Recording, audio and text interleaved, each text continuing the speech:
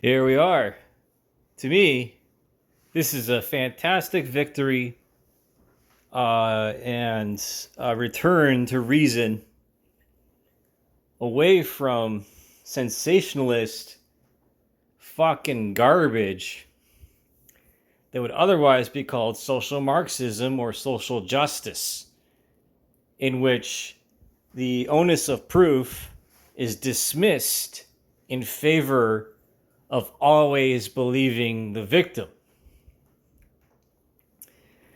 It is commendable, I must say. Don't ever plead guilty when you're accused of something like this. Shit. I could have been implicated in something similar, but there's no such thing as rape in a consensual relationship. This does not mean I am a rapist. It means that the woman called the police on me after we had intimate relations. But that was between me and her within the bedroom.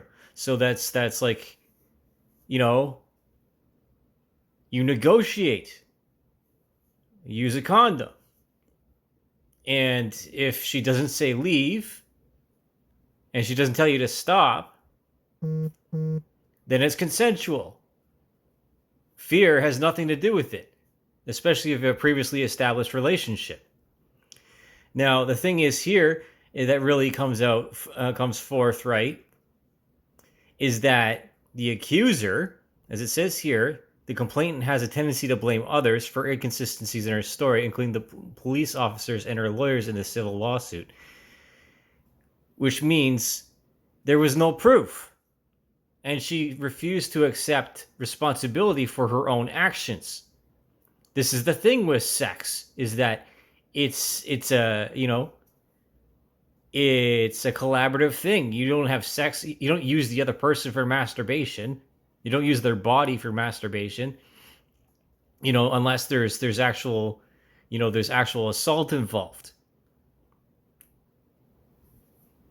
And this is what I mean. Is that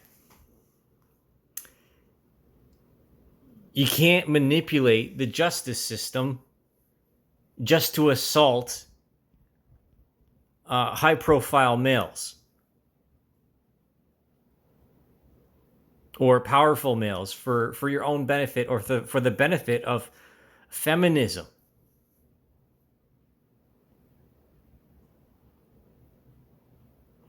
Naked, drunk, and scared when four of her men showed up unexpectedly in her room at a Delta Hotel, London Armories, and felt the only safe option was to do what they wanted.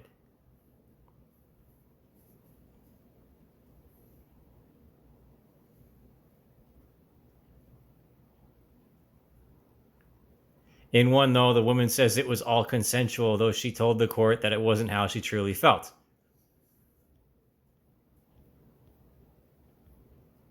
Again, specifically to my own case, and to embarrass the woman, after using a condom and being over top of her, she said, "No, you don't need to use a condom.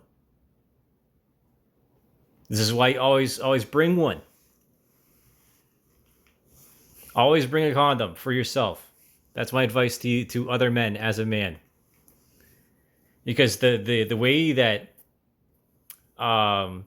the culture, this cancel culture, infected and corrupted women and distorted their perceptions and their expectations of relationships and intimacy is exactly what leads to stuff like this in an effort of extremism, quite frankly, and of radical vindictive vigilantism.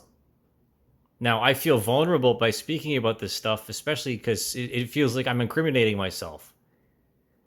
But the truth is, I have not ever raped a woman. I'll say that again. I have not ever sexually assaulted or raped a woman. And neither did these men.